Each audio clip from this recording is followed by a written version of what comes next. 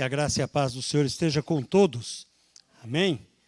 Eu quero convidar que nós possamos abrir as nossas Bíblias no Evangelho de Mateus, no capítulo 20.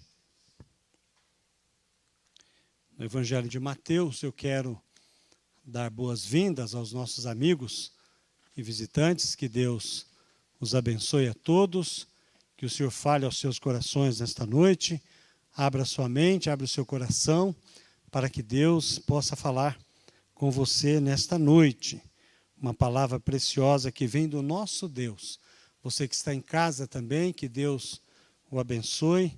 Neste momento da leitura da palavra de Deus, nós vamos ler. Eu tinha falado para o Ronaldo, que é a partir do verso 24, mas eu acho que nós precisamos ler a partir do verso 20, Ronaldo, para que possa fazer mais sentido para todos.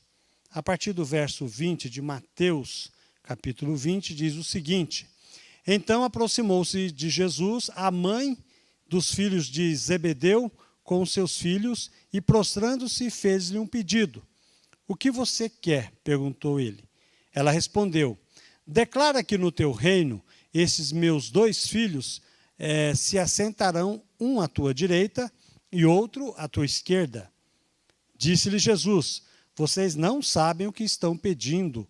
Podem vocês beber o cálice que eu vou beber? Podemos, responderam eles. Jesus lhes disse: Certamente vocês beberão do meu cálice, mas o assentar-se à minha direita ou à minha esquerda não cabe a mim conceder. Esses lugares pertencem àqueles para quem foram preparados por meu Pai. Aí sim, o verso 24, quando os outros 10 ouviram isso, ficaram indignados com os dois irmãos. Jesus os chamou e disse: Vocês sabem que os governantes das nações as dominam e as pessoas importantes exercem poder sobre elas. Não será assim entre vocês. Ao contrário, quem quiser tornar-se importante entre vocês deverá ser servo. E quem quiser ser o primeiro deverá ser escravo. Como o Filho do Homem, que não veio para servir, não veio para ser servido, mas para servir e dar a sua vida em resgate por muitos. Muito obrigado, Pai, em nome de Jesus. Nós agradecemos pela Tua palavra. Ministra, Senhor, no nosso coração. É a nossa oração no nome de Jesus. Amém. Um grande pedido. Esperto, né? E como toda mãe, uma mãe que se preocupa com seus filhos. Querem um lugar, uma à direita ou outra à esquerda de Jesus. Eu também quero. Quem não quer? Acontece que Jesus diz o seguinte: olha, vocês não sabem o que estão pedindo. Quem quiser sentar ao meu lado terá que fazer o que eu faço. Terá que morrer na cruz. Terá que abrir mão dos seus próprios sonhos. Terá que fazer a minha vontade. Mas quando os outros 10 discípulos ouvem o que essa mãe pediu, e os filhos também pediram, eles ficam indignados. Como é que pode? E nós? Né? E nós? Como é que ficamos?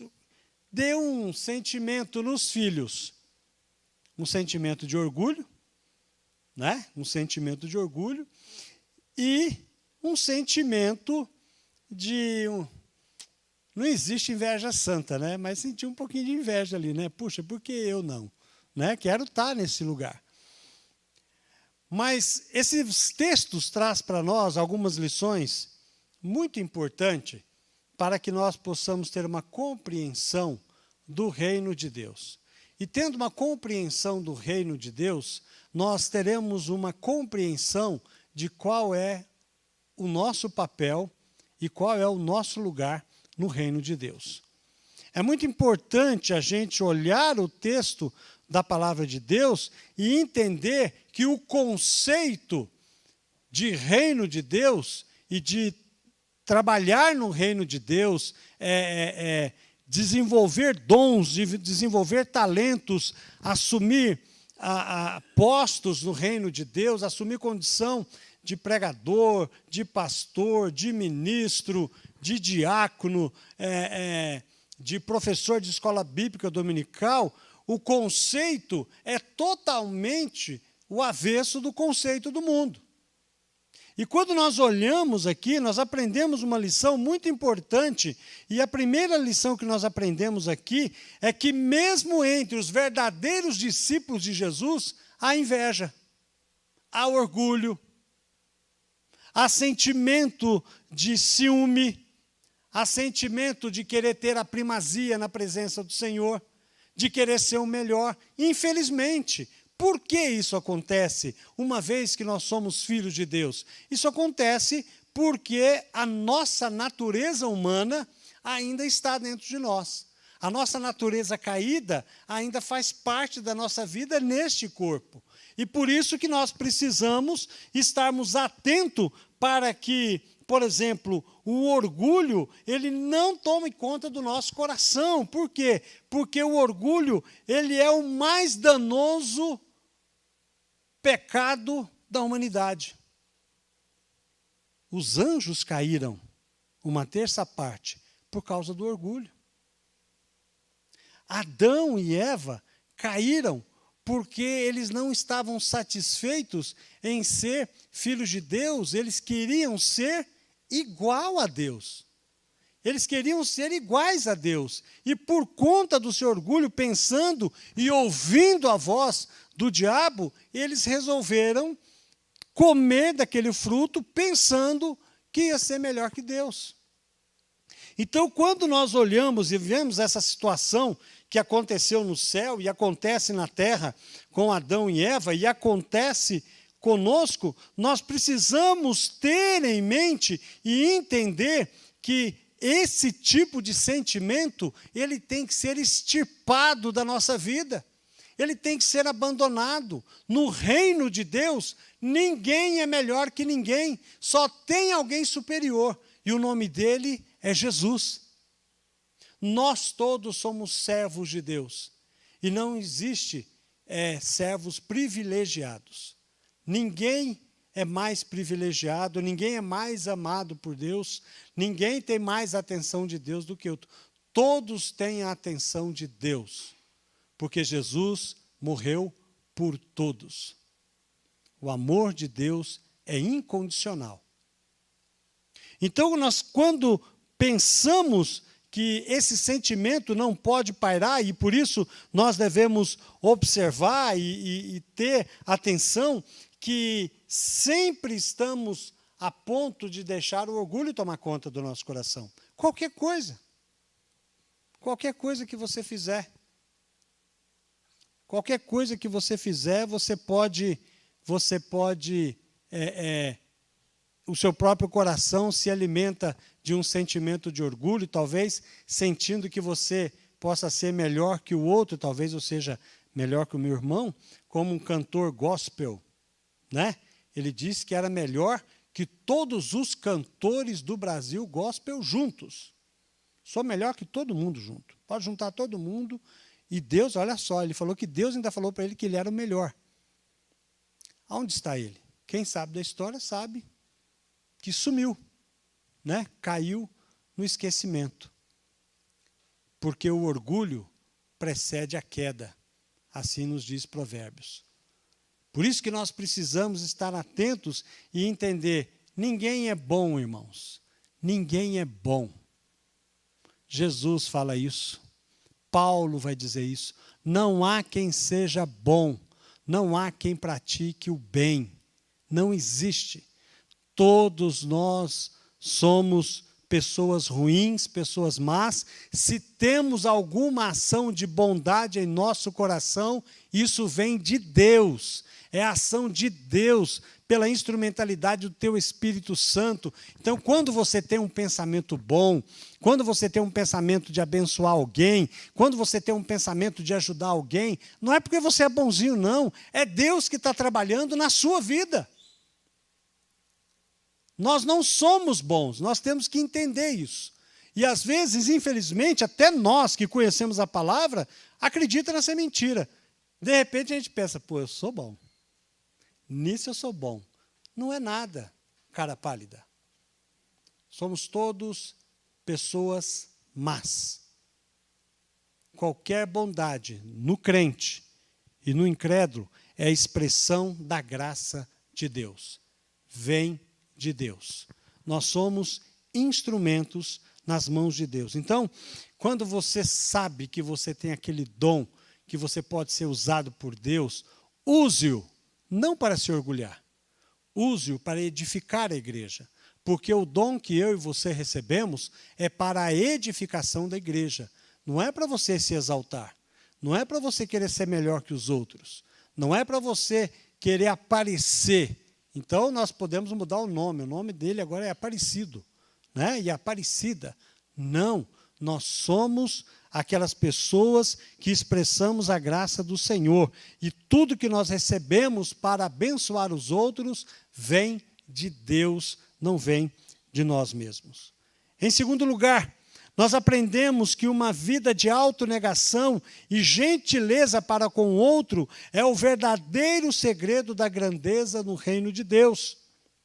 Sim, o verso 26 diz: não será assim entre vocês, porque Jesus vai dizer, olha, no mundo é assim, a pessoa quanto mais dinheiro tem, mais importante ela fica. Quanto mais bens ela tem, mais importante ela é. Quanto mais ela doa, quanto mais ela dá para os outros, mais importante para os homens ela se torna. Quanto mais a pessoa faz na vida dela, no trabalho dela, em conquistar, no mundo, ela se torna uma pessoa importante. E Jesus está dizendo assim, é diferente com vocês. Quer ser importante para Deus? Abençoe a vida do seu irmão. Quer ser importante? Vai na casa daquela irmã que tem dificuldades, vai lá e lava o banheiro para ela. Passa a roupa dela. Se quiser lá em casa passar roupa, fiquem à vontade. Né? Mas falando de forma mais séria, nós precisamos aprender que a autonegação é entender aquilo que Paulo fala em Romanos, no capítulo 12, quando ele diz, olha, nós não podemos ter um conceito sobre nós mais elevado do que devemos ter, mas devemos ter um conceito equilibrado e entender e aplicar a seguinte forma, o meu irmão é mais importante que eu. É o que Paulo nos ensina, eu, Paulo, o menor dos irmãos, o mais falho, o mais indigno. É assim que nós devemos nos sentir, o mais insatisfeito com a minha própria vida, porque eu sei que eu posso fazer melhor para o meu Senhor. E sabendo que a minha vida, ela serve e deve seguir o padrão de Deus, e não o padrão deste mundo.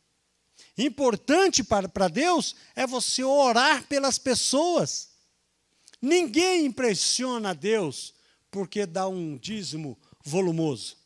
Ninguém impressiona a Deus porque faz algo, ou dá uma oferta, ou ajuda. Não, ninguém impressiona a Deus. Aliás, nós não podemos impressionar a Deus com nada de que nós fizemos. Deus não se impressiona com a nossa santidade. Deus não se impressiona com a nossa disposição para o trabalho. A palavra de Deus diz em Mateus que nós não fazemos mais do que a nossa obrigação. Nós temos que fazê-lo. Agora, Deus ama quando nós amamos a Deus e amamos ao próximo como a nós mesmos. A maior e a melhor expressão de amor que você pode dar a alguém, sabe qual é? Ore por ela. Ore pela pessoa. Eu, quando eu estava lá no hospital, e eu estava numa situação meio complicada, quando eu estava com Covid, e eu sabia que a igreja inteira estava intercedendo por mim. A igreja inteira estava orando. Nós sabíamos disso. E o médico disse assim, olha, Sr. Wagner, nós vamos fazer uma médica, nós vamos fazer um exame de gasometria no senhor. Se a saturação do senhor estiver 91, eu vou internar o senhor. Tá bom? Falei, tá bom. Eu, sinceramente, eu fiquei em paz no meu coração. Mas eu sei que a Clarete estava ansiosa, o Samuel, o Israel, estavam todos ansiosos e tal. Mas aquela situação é aquela situação que você aprende a depender de Deus em tudo. estou na mão de Deus aqui e vai acontecer o que Deus quer. E eu sabia que a igreja estava orando por mim. E eu fiquei aguardando o resultado durante 4 horas. Tomando oxigênio e tal, esperando. Quando chegou o resultado, o médico me chamou, não a médica, sim o médico. Ele falou, olha, senhor Wagner, a sua saturação está 92/1. Eu estou tranquilo de deixar o senhor ir para casa. Mas se o senhor passar mal, eu estava com um catéter aqui no nariz, o senhor volta para cá. Eu falei assim, não volta aqui nunca mais. Você acha que eu vou perder essa chance que Deus está me dando? Eu falei, posso ir embora? Posso. Já levantei da cadeira de roda, tirei o catéter, a enfermeira já tirou, eu falei, tchau e benção. Fui para casa. E fiz o que devia fazer, alguns exercícios, e graças a Deus, Deus me abençoou e eu pude voltar para casa. Mas a melhor expressão, e eu senti. Eu não gosto muito dessa palavra sentir, né? Sentir. Mas eu sabia que a igreja estava orando por nós. Como nós oramos por tantas pessoas que têm passado por luta na saúde, a gente já sabia que Deus estava nos abençoando. Então, se nós queremos realmente servir a Deus, é servir ao próximo. Interceder pelo outro, ajudar, buscar conhecer qual a dificuldade. E a oração é a melhor ajuda que você pode dar para alguém. É a melhor ajuda. E em terceiro lugar, nós aprendemos que o Senhor Jesus foi posto como exemplo a todos os verdadeiros cristãos. Se você quer, então, ter uma ideia prática de alguém que foi um verdadeiro cristão, que é exemplo para nós, olhe para Jesus. Ele sim é aquele que é capaz de nos dar o exemplo perfeito. O verso 28a diz, deveríamos servir uns aos outros, tal como o Filho do Homem, que não veio para ser servido, mas para servir. Tem muita gente que vem para a igreja querendo ser servido. Tem muita gente que vem para a igreja querendo que Deus faça um milagre na vida dele. Tem muita gente que vem para a igreja querendo que Deus abençoe a vida dele. Tem muita gente que vem para a igreja querendo, olha, Senhor, eu estou numa situação, eu preciso de um milagre, eu preciso de uma bênção, então eu conto com o Senhor para me dar essa bênção. Tem muita gente que vem para a igreja sim. Isso é importante, isso é válido, mas isso não é o mais importante. O mais importante é nós chegarmos aqui na igreja e pedir perdão pelos pecados e dizer, Senhor, como eu posso te servir? Qual a melhor forma de te servir? O que eu posso fazer? Então nós precisamos olhar para a nossa vida e fazer essa pergunta a Deus. Essa é uma pergunta sincera. Senhor, eu tenho vários pedidos para fazer, mas nada disso aqui é importante, porque o importante aqui é ouvir a sua voz. O que está acontecendo comigo, aonde eu estou pecando, aonde eu estou falhando, como eu posso melhorar como pessoa, como pai, como filho, como namorado, como namorada, como crente, como profissional, como empregado, como eu posso melhorar? Como eu posso ser uma pessoa melhor? Sim, Jesus nos dá esse exemplo de comunhão com o Pai e sabendo que Ele veio para servir e não para ser servido. E é tão interessante isso quando você lê Apocalipse. Começa o livro de Apocalipse apresentando Jesus como um leão. O leão da tribo de Judá.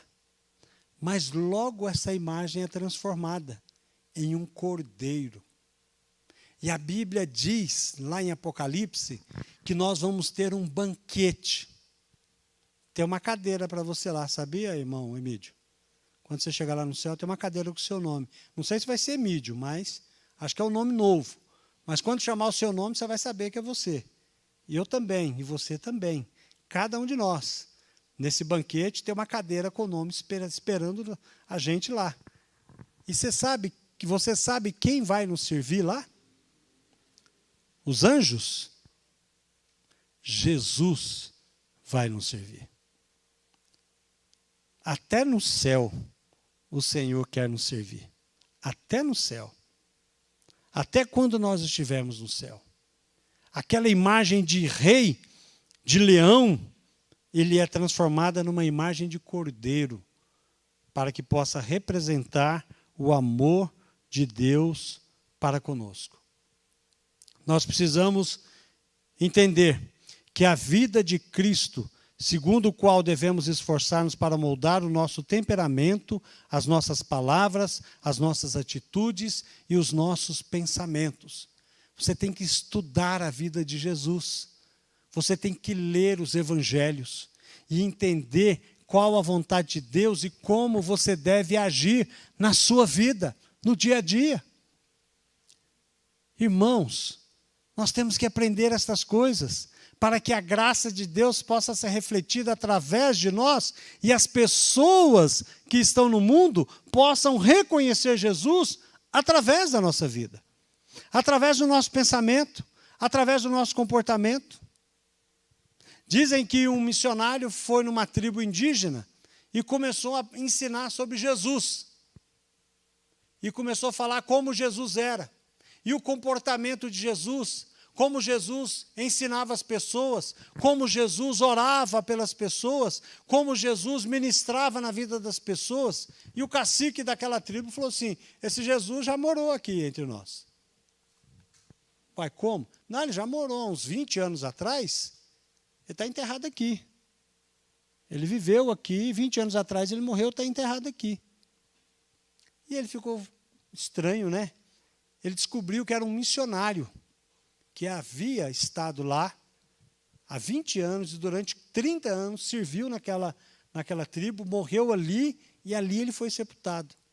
E a vida daquele missionário expressava exatamente o que esse outro missionário estava dizendo sobre Jesus. E aqueles índios confundiram Jesus com aquele missionário.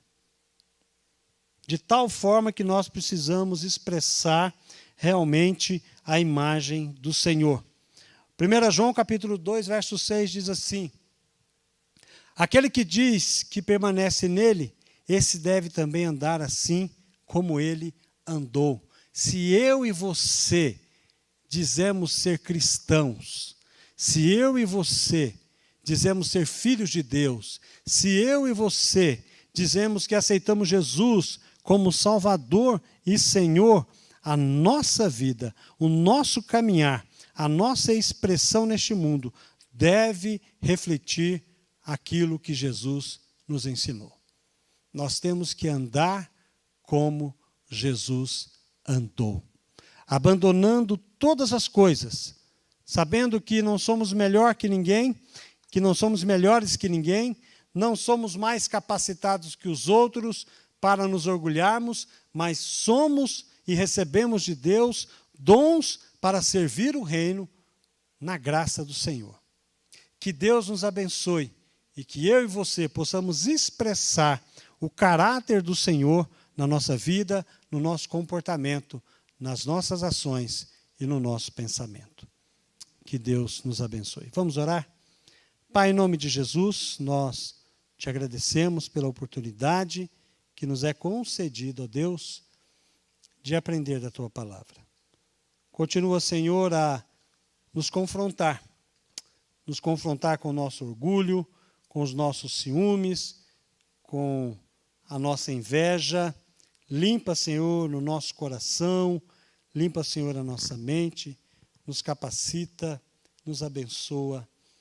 Nós te pedimos o nome de Jesus. Amém.